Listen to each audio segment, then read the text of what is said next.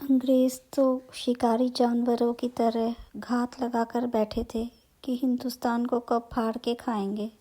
लेकिन मैं बात बंटवारे से पहले की सुनाती हूँ, जहाँ हमारा घर था।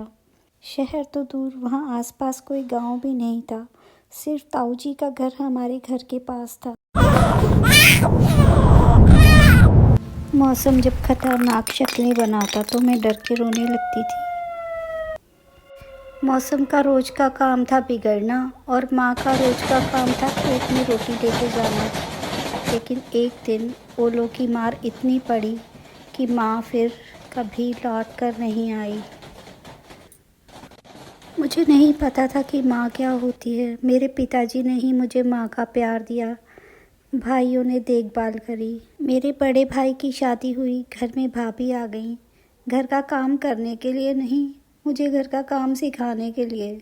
मैं घर के सारे काम सीखने लगी थी और जिम्मेदारी से करने लगी थी। उसके बाद सिलाई, कढ़ाई, बुनाई सभी कुछ सीखने लगी।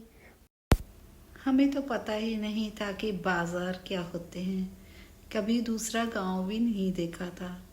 मसाले, घी, तेल, शक्कर, गुड़, कपास, जो भी चीज होती थी, सब्जी, साग, दालें, सभी घर की ही होती थी अपने खेतों में।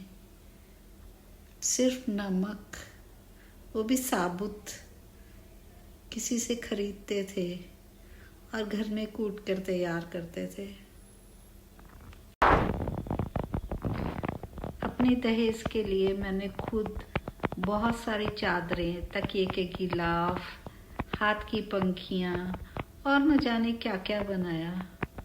सब कुछ एक बहुत बड़ी पेटी में भर के रखा था कि अब मेरी शादी होगी।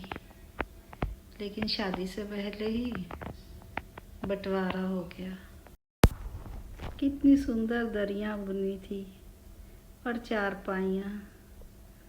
सोचकर बहुत दुख होता है कि उन्हें कोई मुसलमान ले गए होंगे।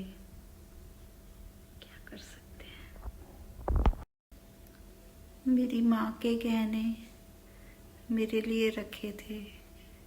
हम तो ये सोच के घर से निकले थे कि 2-4 दिन में मामला ठंडा होगा और घर लौट आएंगे। चाबी अपने मुसलमान पड़ोसी को देकर आए थे। सब कुछ छोड़ आए।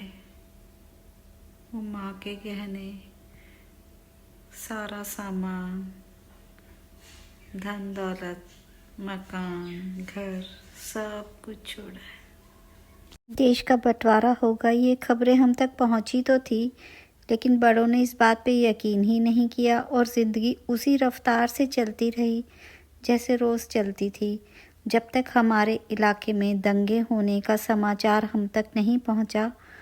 अपने घर से निकलकर हम खानेवाल के कैंप की तरफ चल दिए, लेकिन रास्ते में कई काफिले लूट लिए गए। कोई पहुंचा, कोई नहीं पहुंचा। मैंने पहली बार अपने घर के बाहर की दुनिया में कदम रखा था। मैंने कभी साइकिल भी नहीं देखी थी, और ये रेलगाड़ी। हर कोई अपना घर छोड़ के हिंदुस्तान की तरफ दौड़ रहा था। जिसको जो साधन मिला उसी से ही।